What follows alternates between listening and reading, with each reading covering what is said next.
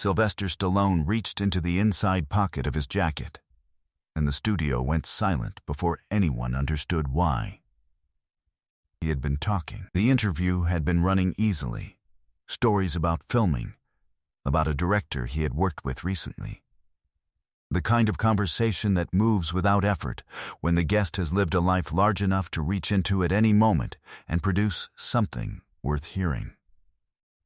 Jimmy Fallon had been leaning back in his chair, comfortable, the way a host gets when the work is happening on its own, and all he has to do is stay out of the road. And then Sylvester Stallone said, "I want to show you something." He reached inside his jacket. He removed something small. He placed it on the desk with both hands, carefully, the way you place something that does not belong to the ordinary world of desk surfaces and studio lights. He did not explain it. He did not introduce it. He simply set it down and looked at it for a moment, with the expression of a man looking at something that has cost him nothing and everything simultaneously. Jimmy Fallon looked at the object. Jimmy Fallon looked at Sylvester Stallone. His mouth opened. Nothing came out. 300 people in that studio went completely silent, not the held breath silence of an audience waiting for the next thing. The other kind.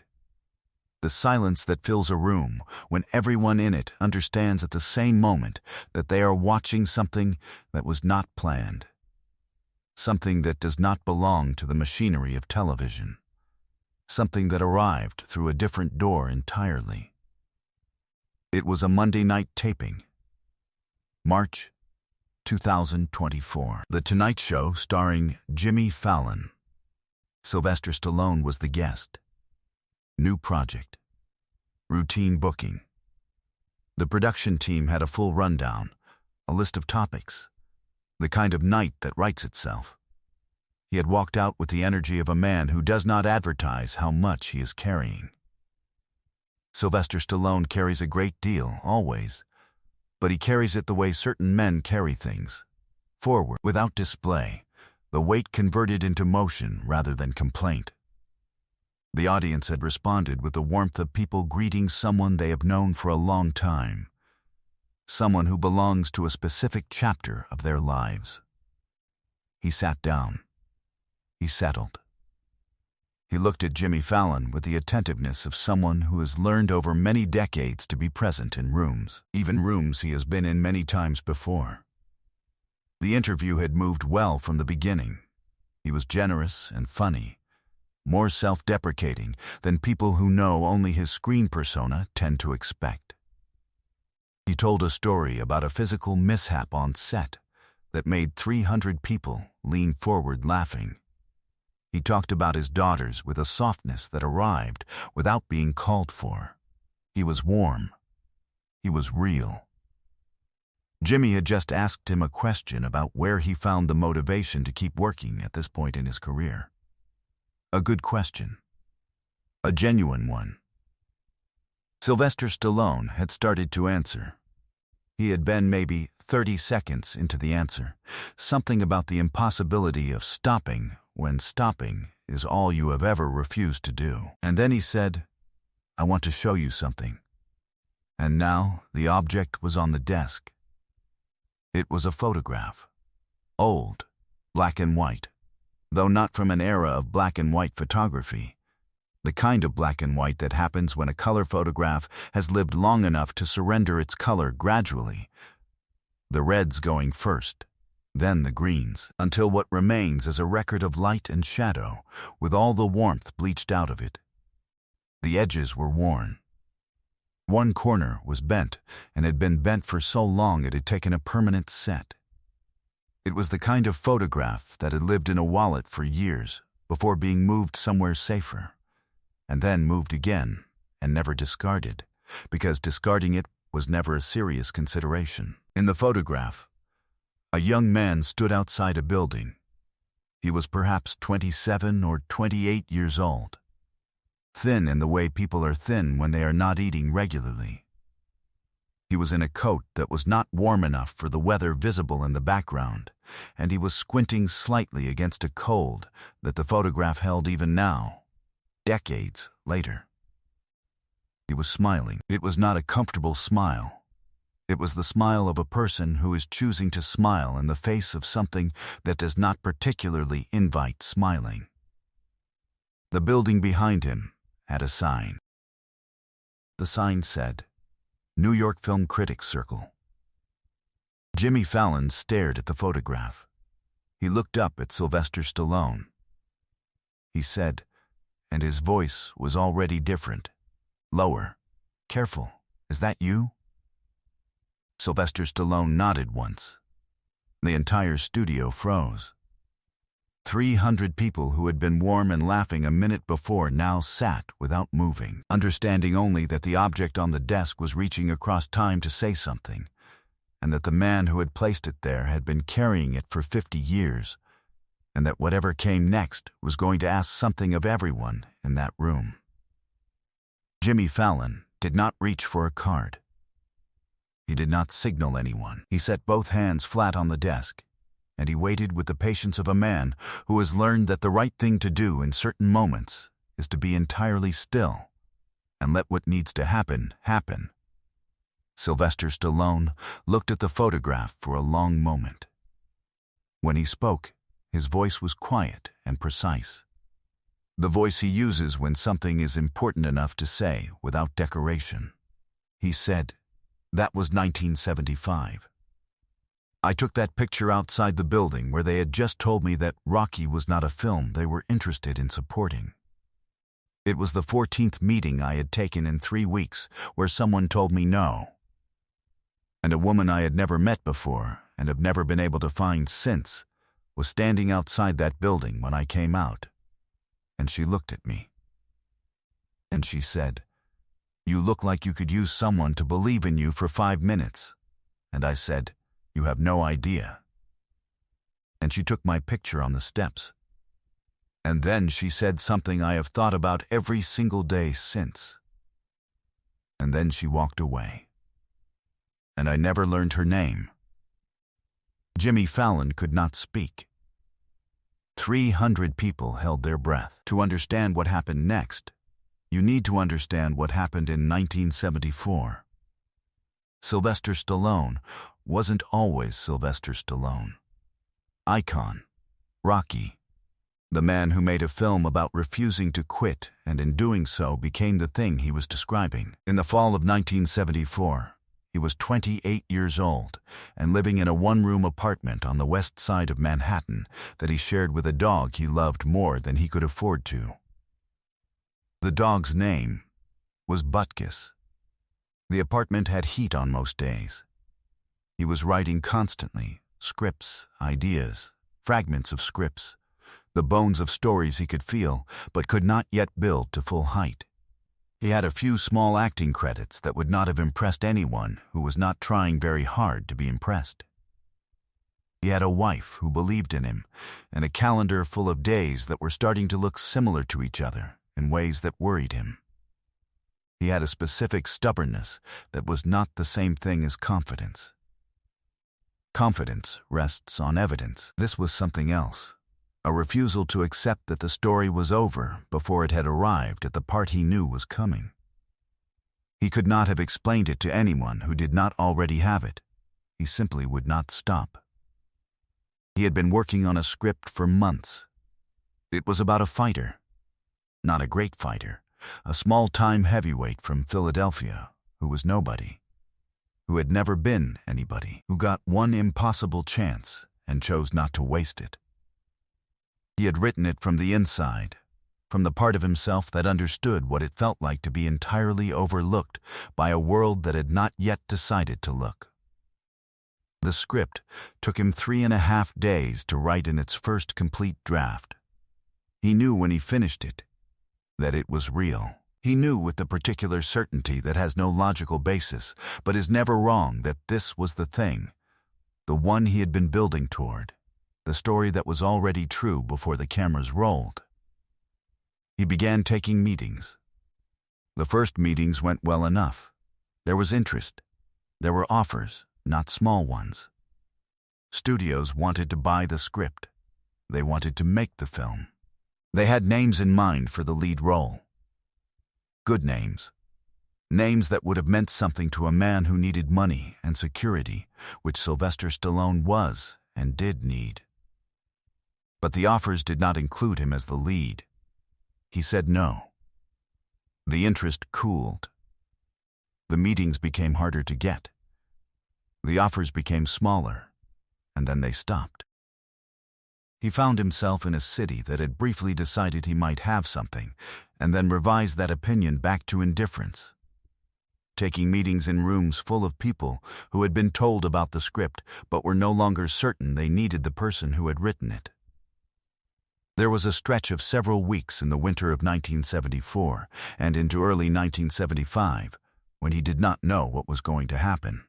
Not in the vague way that young people do not know what is going to happen. In the specific way, whether there would be enough money, whether the dog would eat, whether the people who believed in him would be able to keep doing so if he gave them no evidence in return. He kept taking meetings. He took 14 meetings in 3 weeks in January and February of 1975.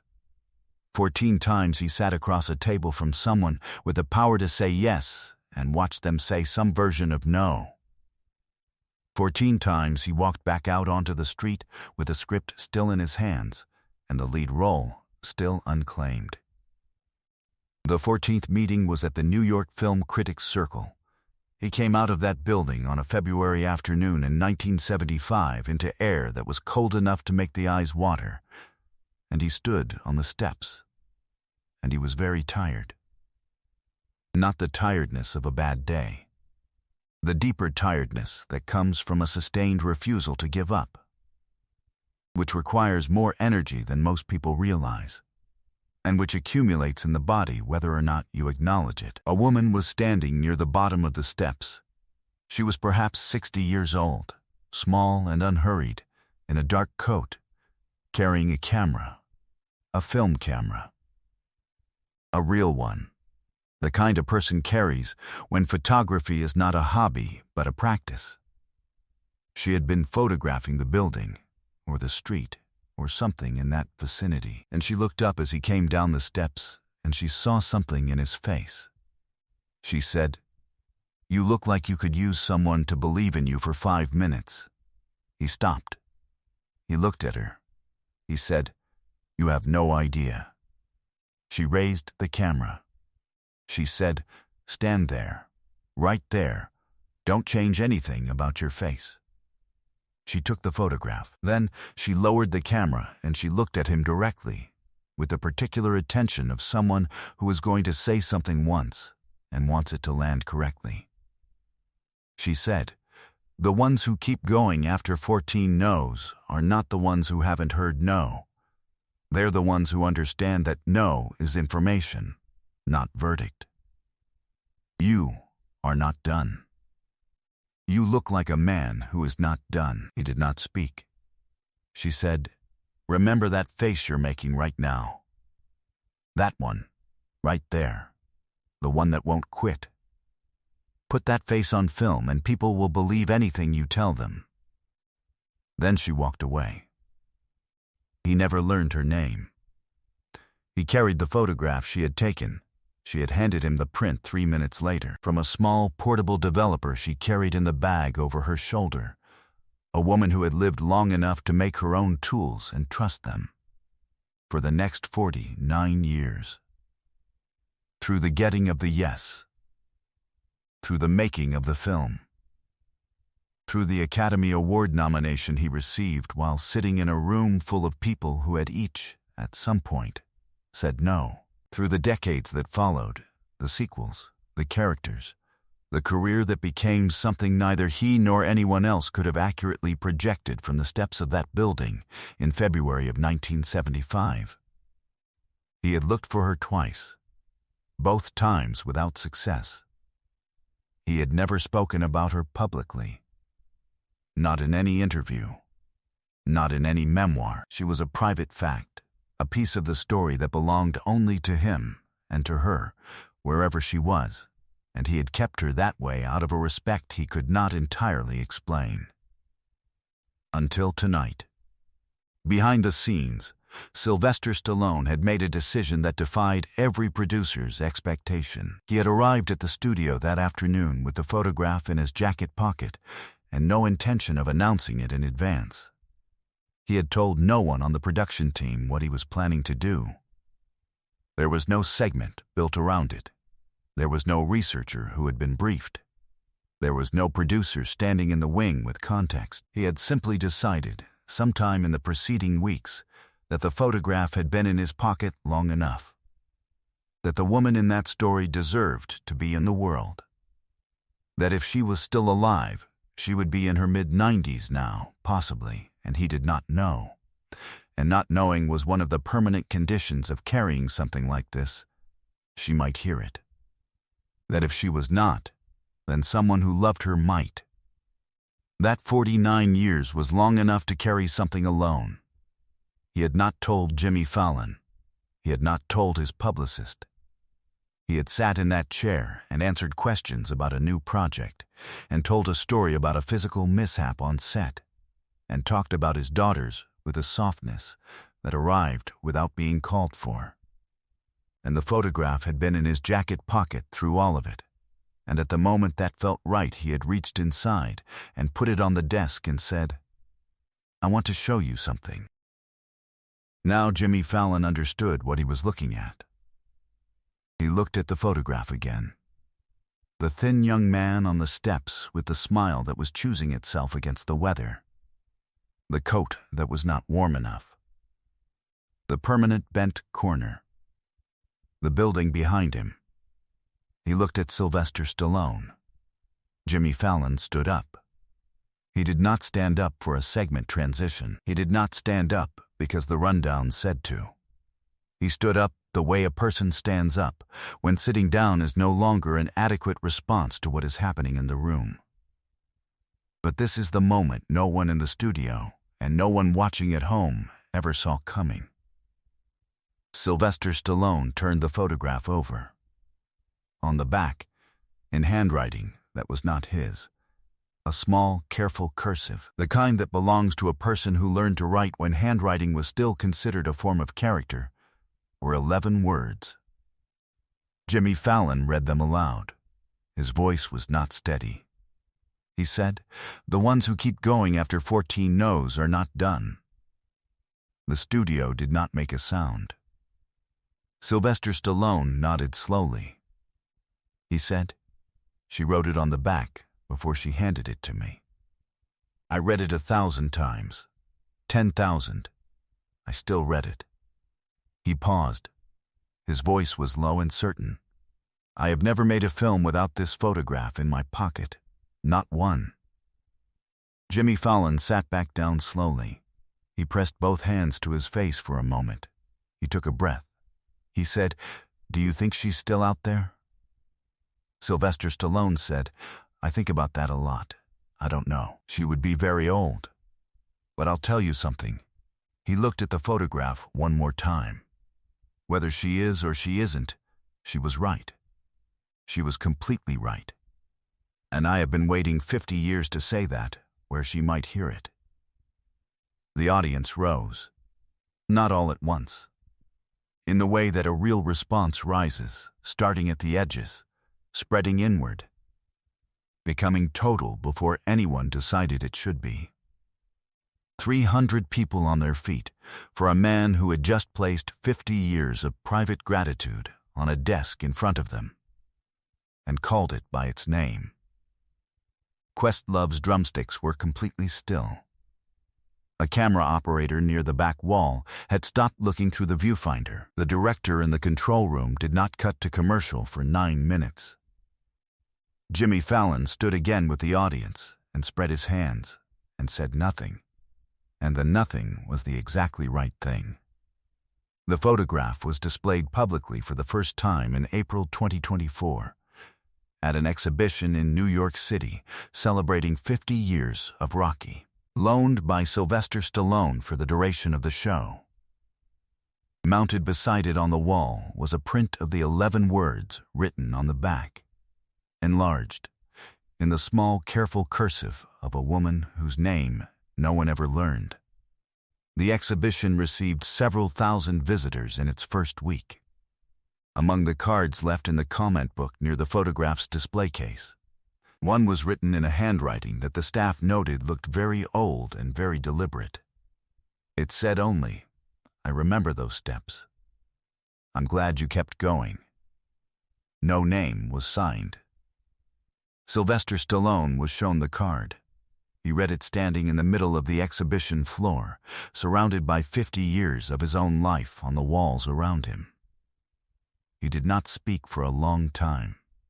Then, he folded the card and placed it inside his jacket, in the same pocket where the photograph had lived for 49 years. There is a version of a life that happens when one person, on the right day, decides to say what they see. Sylvester Stallone has been living that version since February 1975.